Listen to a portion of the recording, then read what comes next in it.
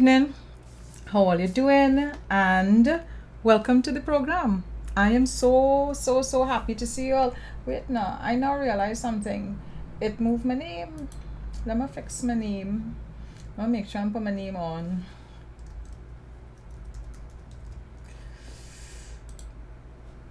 Yes, there we are. Me understand how you could just move my name. Right, good. So we sorted. Actually, I like the background on that. How I could change up that background, boy. There we go. Right. Good. No. I'll sort it out. Anyhow.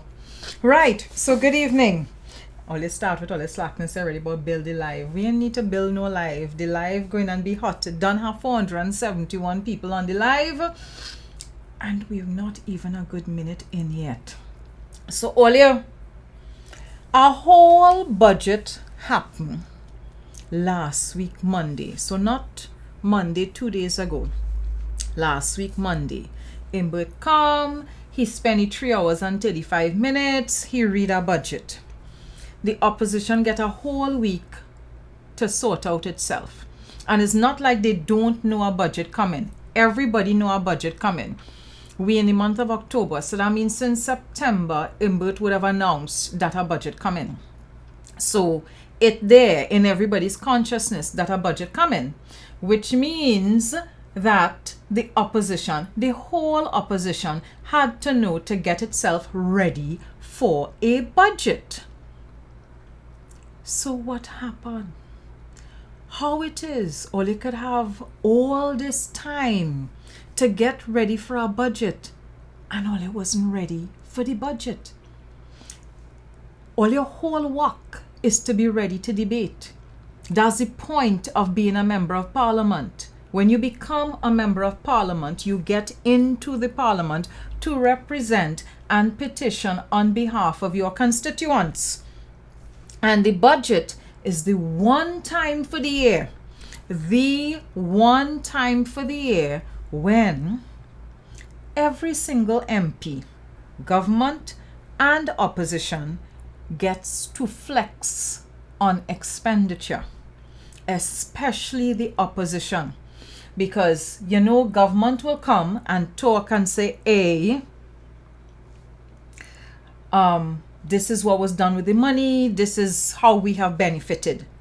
So Kamala and her other 18 MPs had the opportunity to come and whine on Imbert.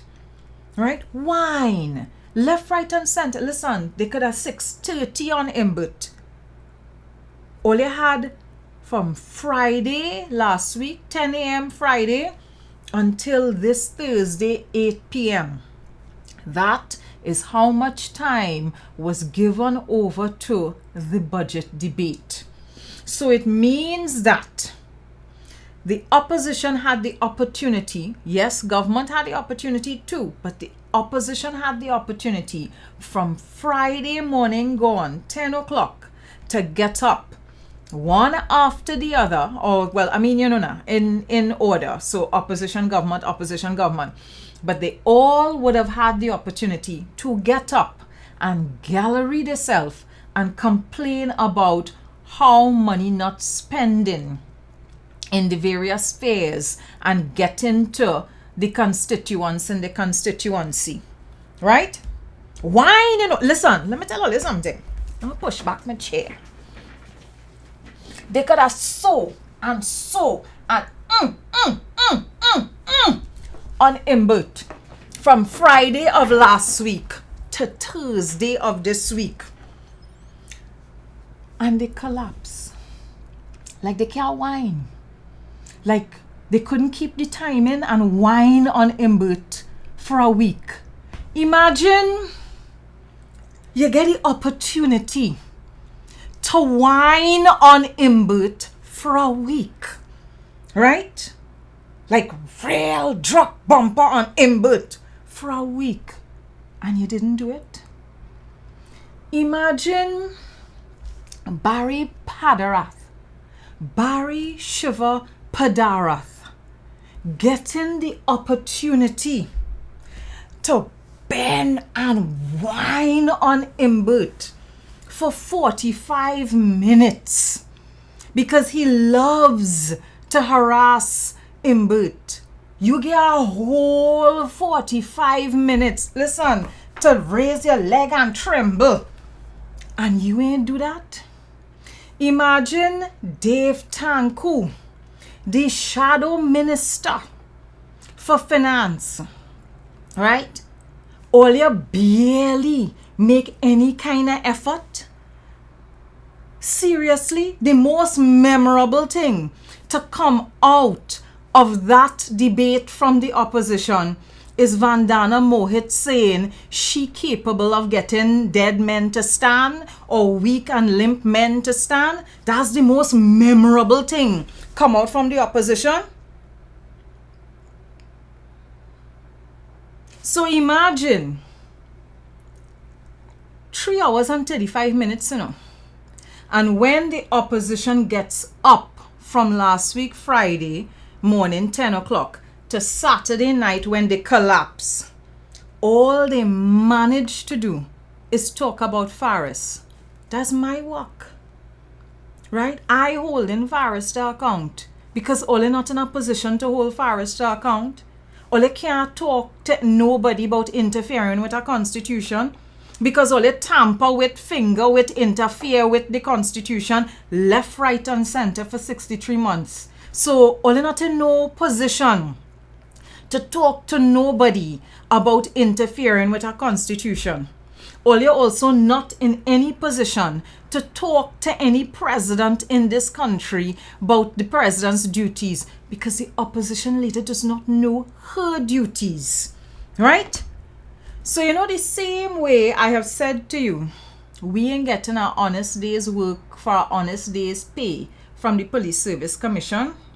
And the same way I tell all you, the president has not been fulfilling her end of her duties by protecting and upholding the Constitution. The opposition need to go home. As a matter of fact, I think I am doing a much better job than they are doing with respect to pointing out foolishness within the government. So they could send me their checks when the month come. The Treasury could send the check to me. It's not a problem at all. Right? So, Kamala and them collapse in the parliament. Let me sort that out. Because Kamala wants to lie. Kamala is busy saying that the United National Congress didn't collapse. Kamala is busy telling people that it is the government's fault that she and her MPs couldn't get up to respond to the government on Saturday night. Let me tell you, given the fact that each MP has 45 minutes to respond, we could easily still all now be listening to people debating the budget. Instead, we are into the Standing Finance Committee now, which means is everybody, all of the ministers having to sit down and answer to expenditure in their budgets, right? Their various budgets. And me have a problem with the fact that the budget not going to be dragging on for 3 weeks. But you need to understand this. This was the opportunity for every MP, all 41 MPs, to come and speak to where money is being spent, how money is being spent in their various constituencies. And you know what? At least 8 of Kamala's MPs refused to do their job on Saturday evening. So let us go into what exactly happened on Saturday evening. And after we talk about what has happened on Saturday evening, there are a couple other things we have to look into, right? So where is we? Here is as far as we are concerned, vaccination and education go hand in hand. I thank you very much, Mr.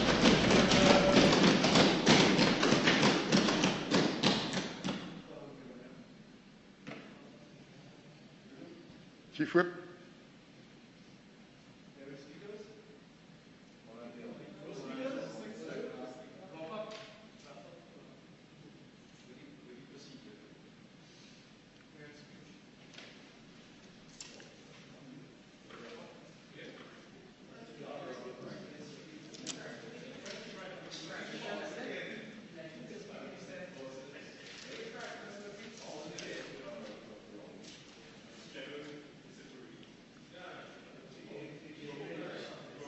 Leader of the House.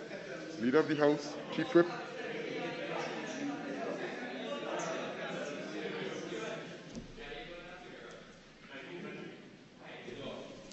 No. You're not putting in anybody else at this No, time? at the side. Okay. Mr.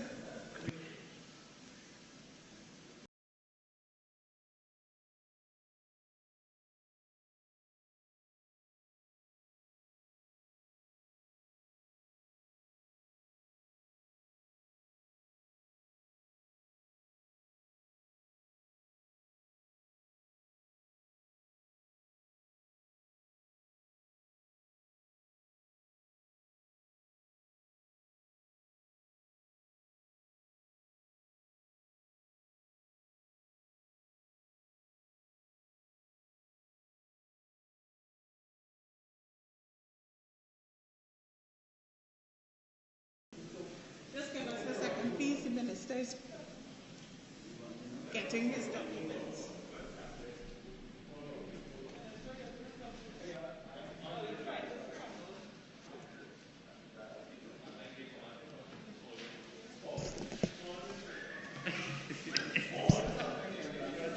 Oh, what keyboard for now?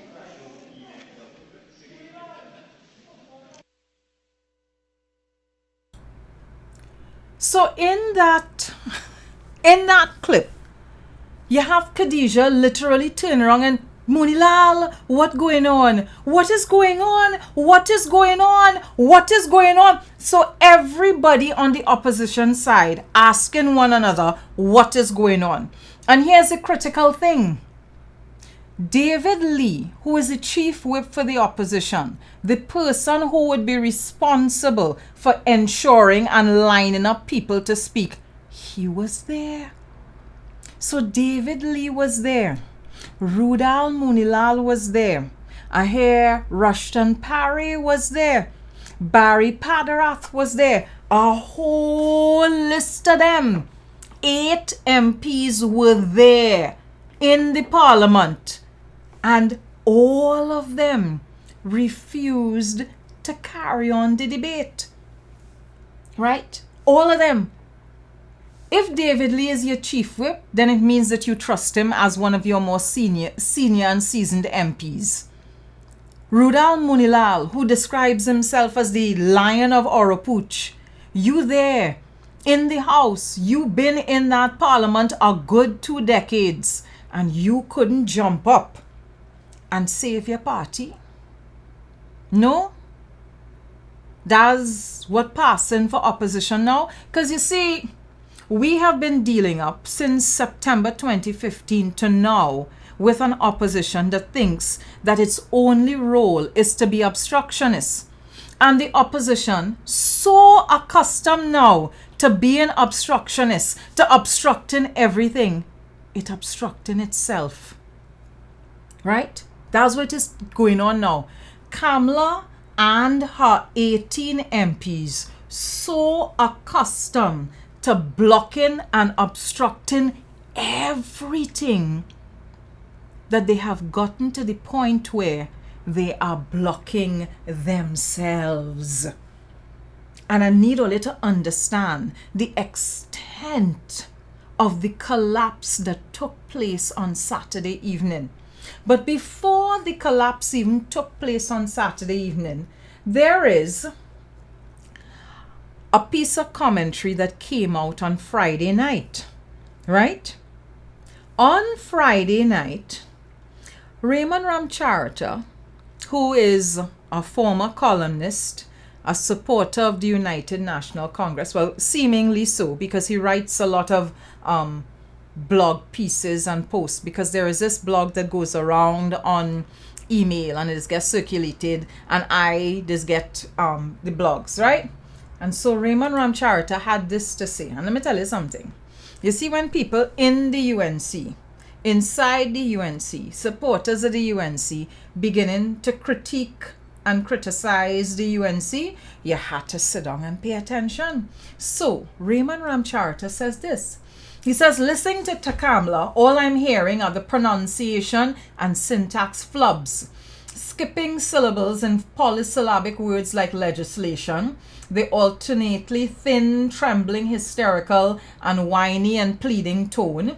This is what you hear before the substance of her speech. This woman appears to be medically sick and mentally unwell. This is a large part of the reason no one trusts her. The rest of the reason is bringing pimps, imps, and chimps into the parliament. So when she lost the election, she would remain opposition leader. And that's what she will remain. And the PNM reign will continue indefinitely. By the time she leaves, the UNC, like the DLP before it, will be no more, and the opposition will have to be rebuilt from scratch, and the PNM will still be there. So that is what Raymond Ramcharita would have said on Friday evening. So Friday, that started making the wrongs, right?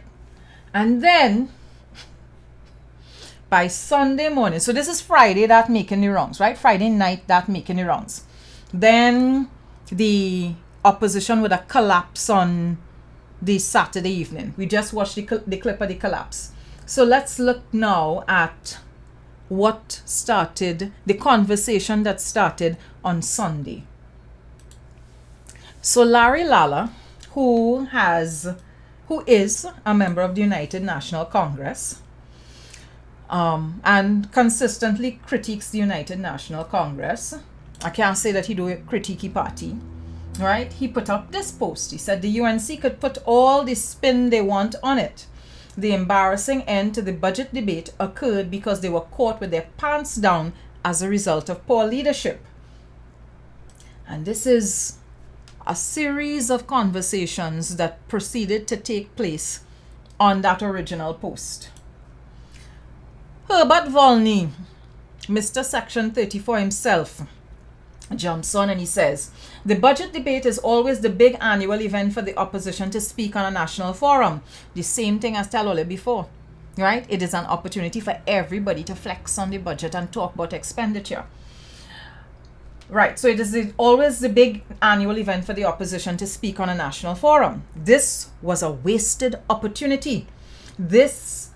Now every government minister will go to the Senate and speak, and that's important because even though all government ministers didn't get an opportunity to speak in the lower house, they can when the debate resumes in the Senate next week, Monday, because the Standing Finance Committee is going to end by Friday of this week. So next week, Monday, they head to the Senate, and government MPs can go to the Senate and debate there, but not opposition MPs. So Volney points out that every minister will go to the Senate and speak, right? Not opposition MPs. So that is Volney's take on it. And he points out immediately, right, that they wasted the opportunity to hold the government to account. From start to finish, every single opposition MP who got up, they didn't talk about the budget. It is almost as if Imbert didn't read our budget last week, Monday, you know. All they talked about was the Attorney General. And while I think that they need to ask questions of the Attorney General, the way I have asked questions of the Attorney General, the budget debate is not the time and place for it. You all have lots of other opportunities to raise questions about the Attorney General. You could do your private members' motion. You could get up in other debates and talk about the Attorney General. In the Standing Finance Committee this week, the Attorney General would have had to talk about how he has spent money for the fiscal year. You could ask him all kind of question. They didn't. They asked the Attorney General, must he 5 minutes worth of questions if so much? And that was it. But for the budget debate, every man Jack and woman Jack who get up, Faris, and not talking about the budget itself, right? So Imbert get a total blie with this budget. Total blie, because nobody has actually, from the opposition side, talked about the budget measures and talked about whether the budget measures making sense. A whole wasted opportunity. And that's why you're there. You are there in the parliament to contribute on all of the matters in front of you. because these are matters that are pertinent and relevant to the rest of the country. And you didn't do your work. And yet you'll be collecting a salary. And all you will go about buying fancy, expensive vehicles, tax-free, right? And whining all your backside all over the place and not doing your work. So this was Valni's contribution. Then Suraj Rambachan jump in. You know how long me hear Suraj's name? So Suraj says, was it that they did not want Rowley to speak? And I thought, now why wouldn't they want Rowley to speak? What is it the Prime Minister likely to say that they wouldn't want the Prime Minister to get up and say in a budget speech? Because the thing about it is, on Friday evening, the Prime Minister and other members of the cabinet would have gone to Pigot's Corner, right? They would have done a virtual post-budget meeting as they do annually. They did the annual post-budget meeting. It was a virtual meeting in, I guess, the Belmont area. And he talked outside of the Parliament about the Attorney General and the Nelson indemnity. So I thought to myself, so why are they after the Prime Minister to talk about the Attorney General in Parliament? And he talking about the Attorney General outside of Parliament. Norms. He not even seeking protection under the privilege of Parliament. Because that's what the opposition doing. They're getting up and they're making wild accusations, but they're doing it under the protection of Parliament. They're not doing it out in the open. I wonder why. Why are they not doing it out in the open? So Suraj Rambachan and Larry Lala had this conversation going between them, where they were asking, is it that they didn't want Rowley to speak? And Larry Lala says, it would make it worse. If that was true, I would hate to think that the party operates, that's how the party operates in the Parliament. And Suraj says, I think it was deliberately done. Now these are stalwarts of the party. Despite videos that people sending around claiming to associate me with the United National Congress, I am not a stalwart of the party. I have friends who are in the party. We have conversations from time to time, but I can't say that they are in a position to leak intimate details of nefarious UNC activities to me. From time to time, they just tell me some juicy things. But this conversation on Sunday, let me tell you something. I take it in all 98 comments, but I ain't showing all the 98 comments here tonight, right?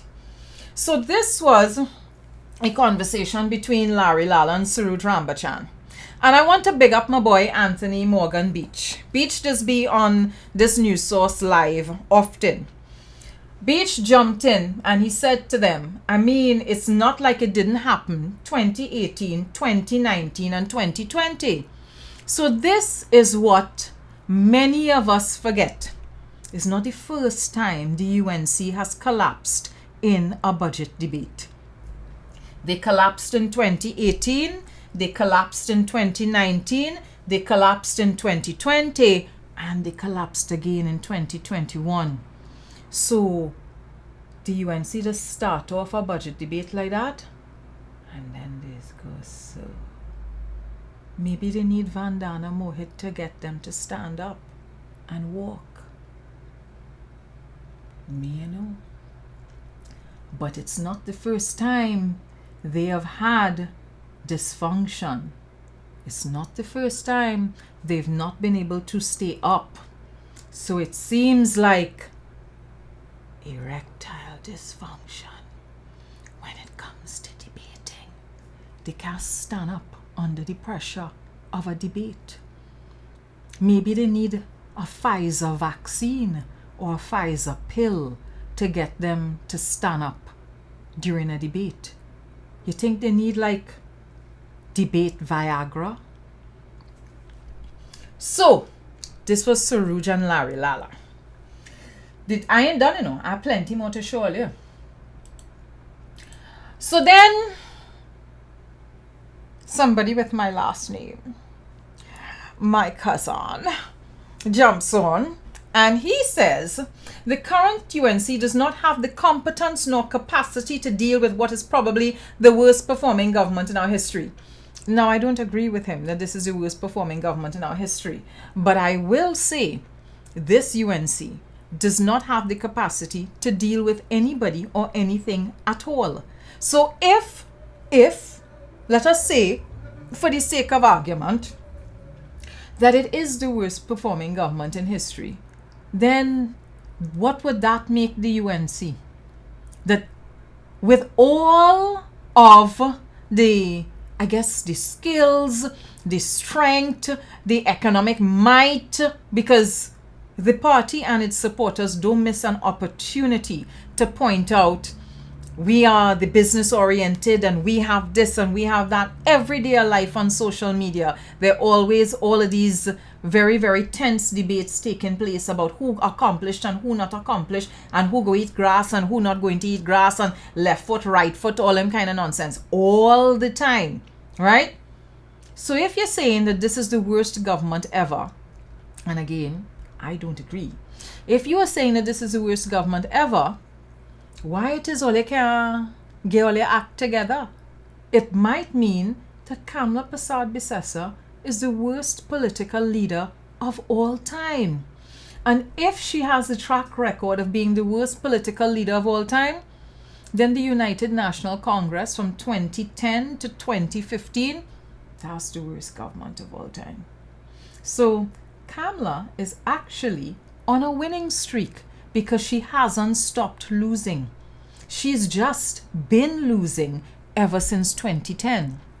And what would have happened on Saturday evening is a culmination of her losing streak. So let me finish what Vasant was saying. So he says, what is worse is that they are lazy and unprepared in Parliament, with clearly very little, if any, preparation to take on the PNM. Their amateurishness, large sprinkling of green verbs, and lack of class and finesse will be subject to ridicule and comic relief for many years to come. This latest spectacle in the Parliament is an absolute disgrace, since it is not the first time they have been outfoxed by the wily PNM. If the PNM wily, can they really and truly be classed as the worst government of all time? Seriously, though? It is an embarrassment to all UNC supporters who continue through thick and thin to support this once great party. Theses will be written at UE of how a great organization built on the fervent hope of uniting a nation was destroyed in 10 short years. I feel the urge to write a research paper coming on. That is a great idea. Thanks, cuz. The UNC is now reduced to a, let's go on to the next. The UNC is now reduced to a cult, offering refuge to a few self-serving individuals and holding an entire nation to ransom. The party will pay an enormous price, but unfortunately so will ordinary citizens for the selfishness of a fallen leader and her Kool-Aid bunch of phoning stragglers. Listen, they went to town on that thread, you know. They went to town on that thread. And I was here for all of it. All of it. All 98 comments. If all you want the rest of the comments, go to Larry Lala page and read the posts. But I have some more to show you. Boom, close that, open you up. So a couple other persons jumped in and they started talking. And so the conversation keeps going, right? The unfortunate part is world leadership election called tomorrow. The leadership will be returned by a landslide.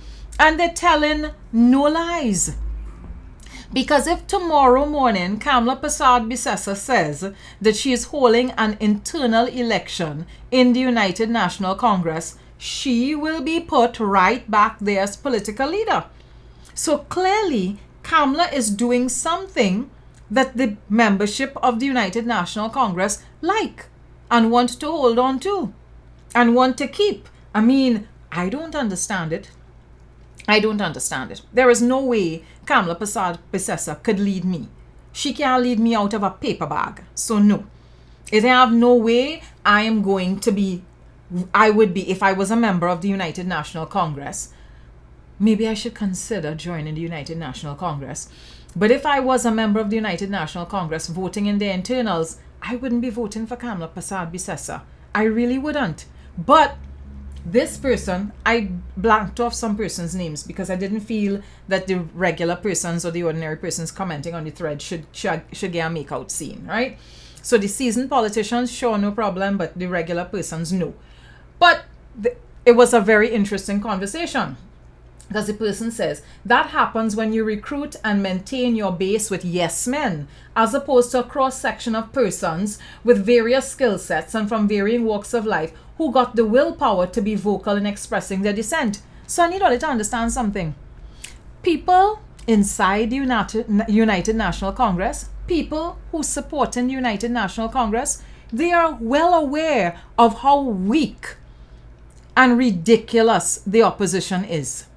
I want you all to understand that there are persons who are card-carrying UNC members who are aware of the foolishness going on with the United National Congress. Y'all, big up to Larry Lala. I just saw a comment from him. Hi, Larry. Time to come across to the UNC. When will they get a proper leader?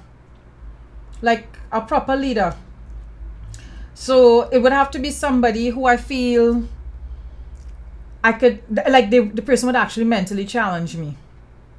Kamla does not provide a mental challenge to me at all. So Larry, see what you could do now. See how best you could get new leadership inside the party. And I mean like proper leadership inside the party, not like a former police officer who have political ambitions. Who to tell all you, boy? I'm trying to think of who to tell all you. But yeah, proper leadership, like somebody who is like actually intelligent, actually politically savvy, can think on their feet, can pivot properly, and also knows how to discuss national issues, not as a narcissist. If you could find somebody like that, you get me to listen to the United National Congress. Sean Lynch, I blanked out your name because I know you work in a different profession here, and I ain't want a situation where anybody give you any stress where you work, right? So that is that comment. Let's go to this comment. So Vasant continues a conversation and he says, I absolutely agree, but the party affairs are so arranged to accomplish this result. And he is telling no lies. Because we actually had Vasant here, and when we had Devant here as well, they both clarified that the voting machinery, the internal party voting machinery, is such that it protects the political leader, because the political leader basically controls the voting machinery inside of the party. So if you have a situation where the political leader protects and controls the voting machinery inside of the party, how are you going to be in a position to actually effect change through an election inside the party? Because to me, that's where my concerns would be at this point in time. Because for as long as Kamla Persad-Bissessar is alive and she is in the position of political leader, she's basically going to be controlling the election machinery of the party. So how are they going to have new blood? How are they going to have new people? How are you going to end up with a leadership level, an executive level inside of the party that truly has the wherewithal to wrest leadership from the sitting government? Because here's the thing, right? I mightn't be a fan of the United National Congress, but I believe that the country needs a stronger opposition. This opposition is a waste of time. We need a stronger opposition. We need a savvy opposition. And for many voters, they need an option. Many voters want an option. And the thing about it is, if you have a savvy opposition, if you have an option, it forces the sitting government to have to pull up its socks and do better.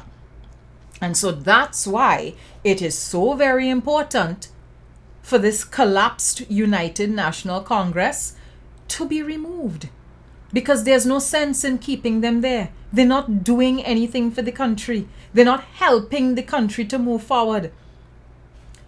So there are a couple more comments I want us to take a look at. Where are we? Right. So Vassant continues. He says, the party affairs are so arranged to accomplish this result. Subversion of the party's constitution, tampered membership listings, lost ballots, members not allowed to vote. Imagine. This is what is going on inside the UNC at the party level. Now all you understand why so much wildness went on from 2010 to 2015. Because if inside the party is that kind of foolishness taking place, what do you think happened at the level of ministries and state? So this craziness happens. I mean, there are a couple more screenshots, but I no need to get into all of those screenshots. Let me go back up to, just now, let me close off this screenshot and go back up to this screenshot, because really this is gold. This is pure gold. Because Larry is right. There is no amount of spin that they could put on what took place on Saturday evening. But all you know, Kamala is not the sort of person who accepts responsibility for any of the foolishness that she does. So, Homegirl arranged a distraction. And you all know what the distraction was? Let me show you the distraction. I have to close you off and... You want to fix it? No, listen, don't do that. For your own benefit, don't do it. I would assist you in having your little gathering. Well, not gathering, please. I need social distancing, everybody. I need one tire there. There is one. No, I just need one right there. You want to put one in the road, not on the fire? Just right there. Huh? Yes, just right there. Well, I don't want you putting it. Alright, fine. The same gentleman who took up the one and put it up. Gentleman, I will fire, Not on the fire? Put one. I'm going to look on the water. Just drop one on the If fire. everybody keeping you, Of course. Drop one on the fire there. not on the fire, son. Of course, the fire will just smell the fire.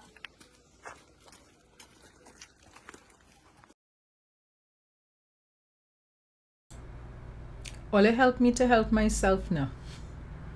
Help me to help myself. What we just watched it.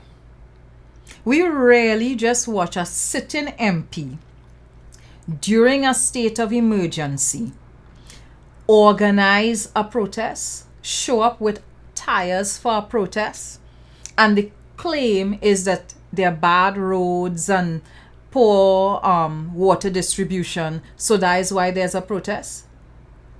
Michelle Benjamin really and truly think this is the only part of Trinidad where there are problems with roads and problems with water distribution.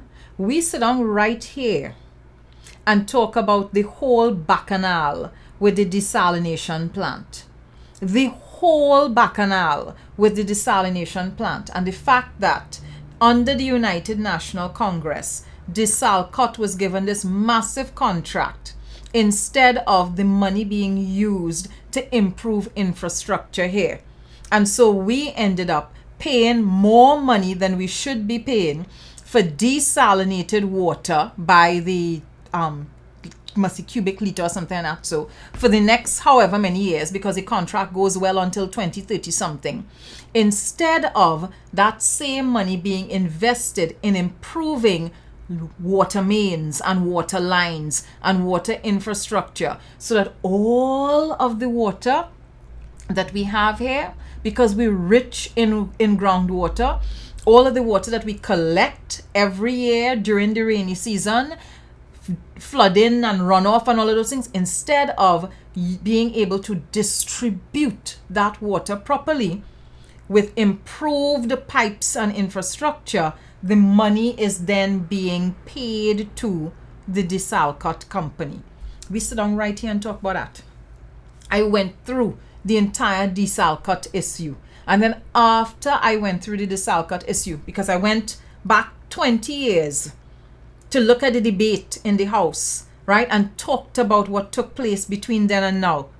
In that time period, between 2000 come forward, very little has actually been spent on infrastructure, improved infrastructure, improving all of the mains and lines.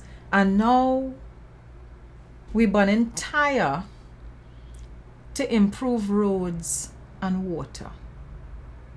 Okay. An MP, an MP is doing that. And 2 police officers there apparently assisting, right? So, with the madness that took place on Saturday, Kamala needed a big distraction. And so what you got was a whole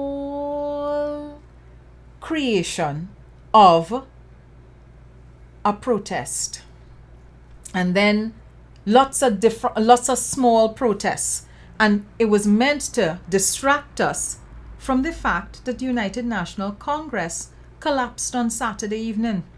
Because if you want to really and truly make the argument about infrastructure and where money going and money not going, wouldn't you get up in the budget debate and talk about it as well? Because if you want to say you're hosting a protest in the middle of a state of emergency, right?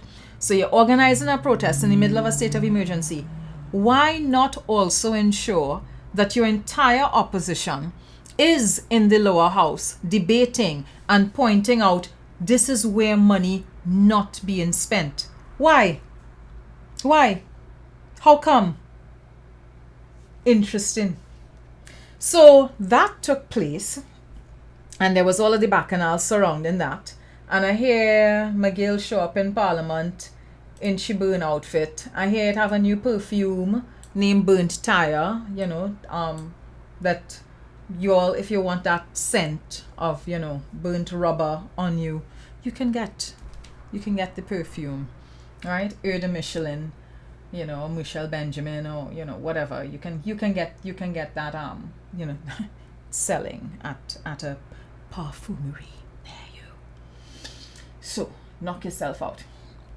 On Monday night, there was another piece of foolishness that took place as well. Where will I find that? Let me find the clip for that. Here we go. The question must be asked. Was the move to collapse the budget debate designed to allow the Prime Minister to escape having to answer pertinent questions about his involvement in the Police Service Commission crime? Listen, you gotta admire this woman's bold-facedness. Saturday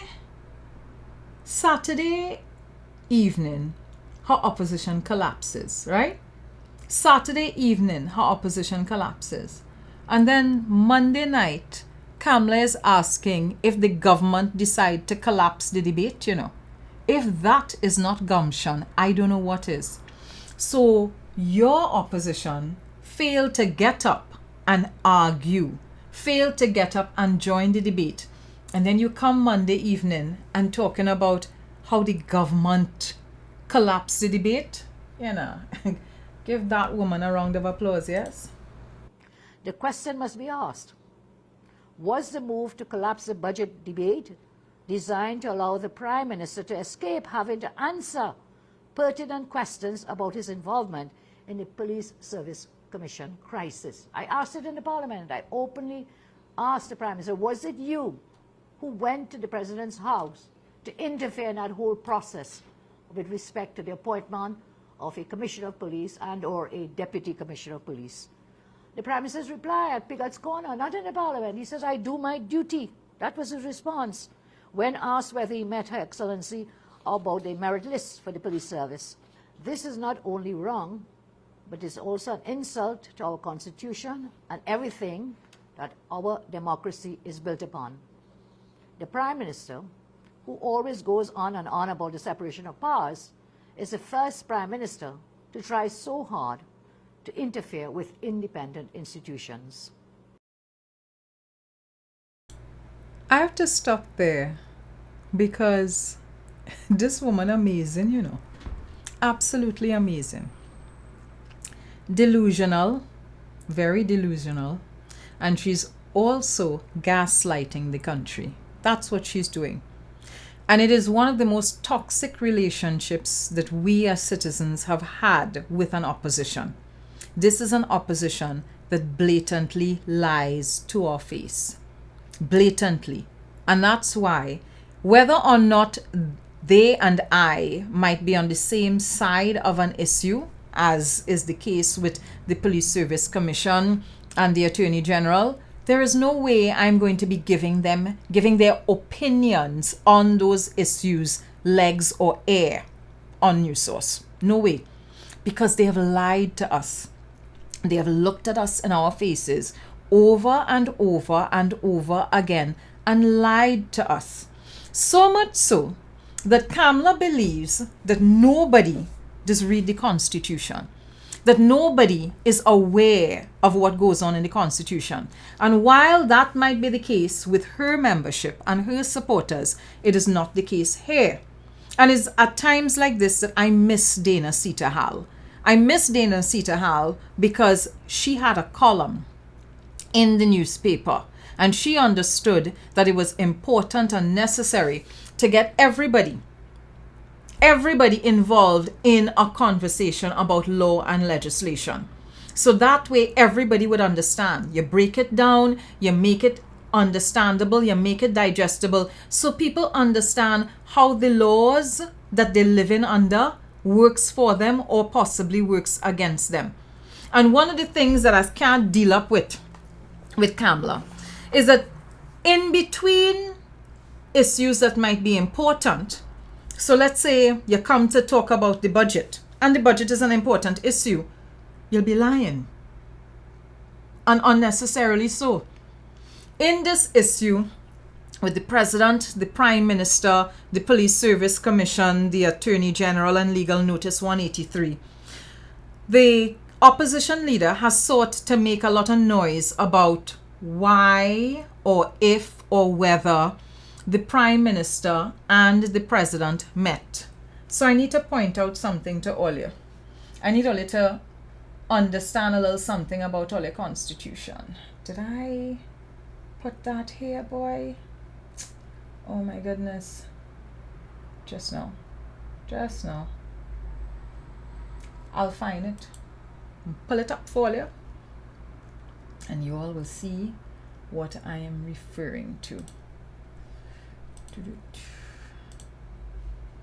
That's it. There we go. Y'all seeing this? I'm going to read it out for you all. It says, the Prime Minister shall keep the President fully informed concerning the general conduct of the government of Trinidad and Tobago, and shall furnish the President with such information as he may request with respect to any particular matter relating to the government of Trinidad and Tobago. Let me repeat that. The Prime Minister shall keep the President fully informed concerning the general conduct of the government of Trinidad and Tobago, and shall furnish the President with such information as he may request with respect to any particular matter relating to the government of Trinidad and Tobago. That's Section 81 of the Constitution. And it's not a situation where Kamala or any of the other persons that are commenting on this issue right now, it's not a situation where people aren't aware of this. Because everybody else who's commenting on this issue, they're well aware of the Constitution. They're well aware that Section 81 exists. They're well aware that the Prime Minister also functions as the chair of the National Security Council. They're well aware that national security issues are issues, depending on the severity of it, things that he may have to bring to the President's attention. They're aware that that piece of legislation, sorry, I pointed in the wrong side, this piece of legislation exists.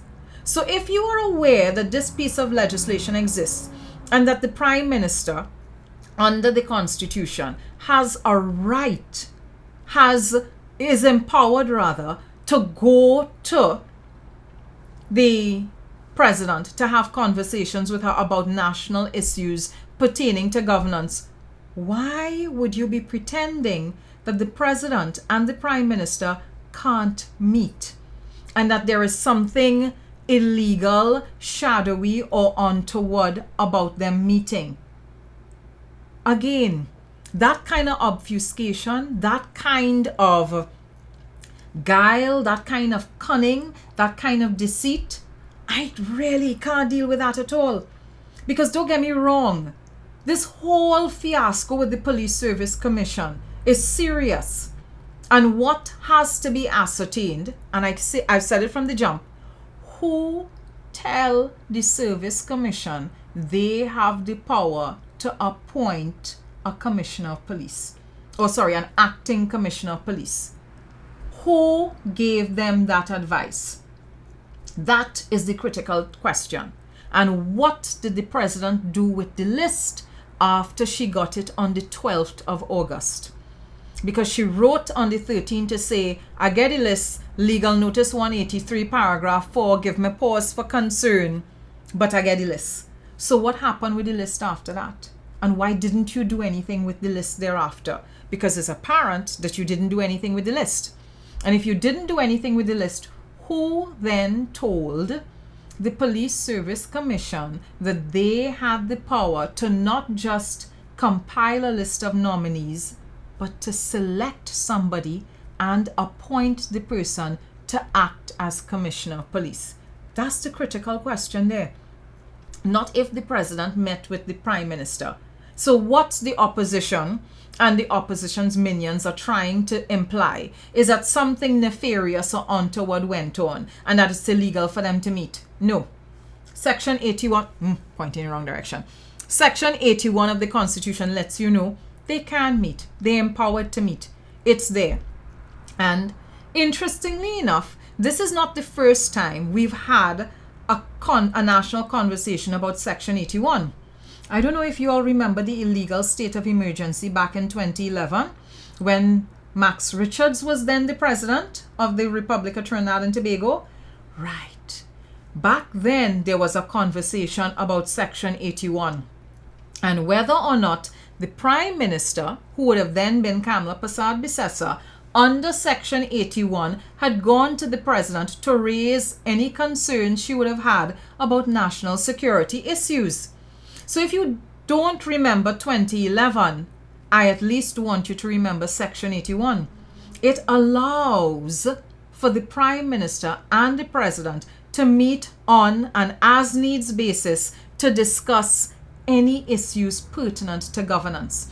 So Kamla trying to make as if the Prime Minister and the President ought not to be meeting, that's complete and utter bullshit. You know what else is bullshit? Kamla carrying on about who being selected for the Police Service Commission. I don't think she have a leg to stand on when it comes to talking about who gets appointed and who doesn't get appointed. Under the United National Congress of 2010 to 2015, there's a long list of family members being given positions that they ought not to have been given. So there's a long tradition of cronyism and nepotism that occurred from 2010 to 2015. So I'm not interested in Kamla Persad-Bissessar. What I am clear on though is we are in a situation where we have two new persons selected or whose names are up for being a part of the Police Service Commission. One person is Maxine Atong, and oh my goodness, where's the next person? Right. And this is the next person, Justice Judith Jones. So those two names have been put forward. And that tells me something. Because at the start of this week, that's when that official correspondence would have come out from the office of the president. It means that the president understands that she needs to constitute a commission, and quickly. So it tells me that this whole issue of the commissioner and who is going to be the commissioner and the debate surrounding the commissioner is going to be dealt with, and dealt with quickly. So it's not likely to be something that is leaking over into 2022. I get the impression it's going to be sorted out by the end of 2021, which is useful. It's good. It's necessary. It's important. The other thing that is necessary and important that I hope we could be able to deal with by the end of 2021 is the uselessness of the opposition. We have an opposition that is incredibly useless. We have an opposition that collapsed on Saturday evening. And something else struck me with the collapse of the opposition. About a day or two before the budget had to be read, in a chat group, a WhatsApp chat group for media professionals that the Parliament of the Republic of Trinidad and Tobago has. So they have a WhatsApp chat group for media persons. And I'm in that chat group. I looked on in the chat group because there was a lot of talk about giving media more access to the Parliament.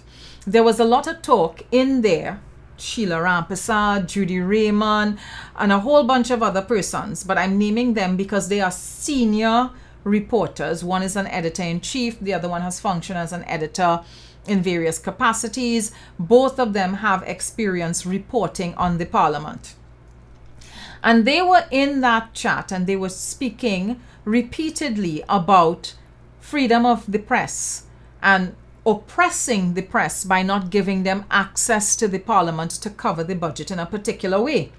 And so there was all of this noise. I was looking on at it. I was looking on at the conversation. And the staff of the Parliament indicated these are the measures we put in place because of the pandemic. Outside of the pandemic, there would be some leeway, but these are the measures as a result of the pandemic. A story was eventually published, basically implying that the Parliament was not doing enough to promote coverage of the budget. And basically, this was some sort of attack on democracy. So imagine my surprise, not, when the collapse of the opposition took place on Saturday evening and not one newspaper covered it adequately.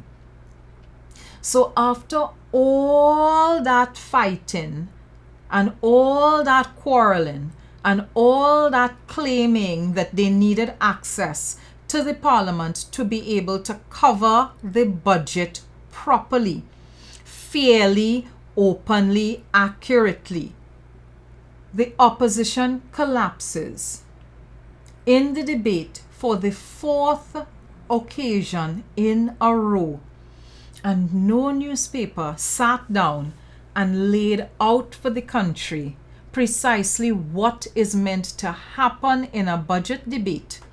None of these senior journalists who are up in arms about freedom of the press and democracy, and the Parliament is the seat of their democracy, and they're being denied the ability to cover the democracy properly. All of that. And none of these senior persons who are accustomed to reporting on the Parliament, who are accustomed to doing journalism that covers the debates, none of them did an analytical piece, a factual analytical piece about what transpired in the Parliament between Friday morning 10 a.m. to Saturday evening 8 p.m. None of them. So the only aspect of the budget they feel they can cover is the government side of the budget. When the opposition fails, mute, nothing to say.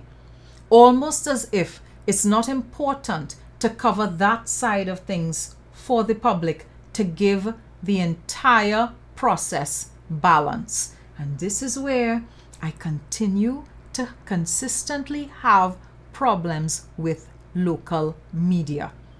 The bias is glaring. Glaring, glaring, glaring. Because it wasn't just the opposition that collapsed on Saturday evening. The media dropped the ball as well. So folks, I hope you all enjoyed your time with me. I am now going to set off and have myself a relaxing evening. It was nice. Take care. Thanks for spending time with me, Larry and the rest of the UNC people that showed up. So let me say, Larry Lala, thanks for showing up. UNC trolls, thanks for showing up and giving me mad numbers for my live this evening. I am seeing over 1,500 persons on the live right now, which means when I wrap up this live, I easily hitting like 10-20,000 views. So UNC trolls, thank you so much. I could never be this successful without you all. I understand why Kamla loves you all so much.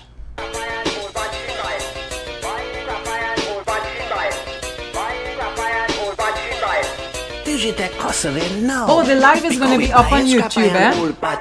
Those of you don't get it on Facebook Live, you could go on YouTube and look at it. So go find the New Source page, click like and subscribe. You'll have a good evening. Bye.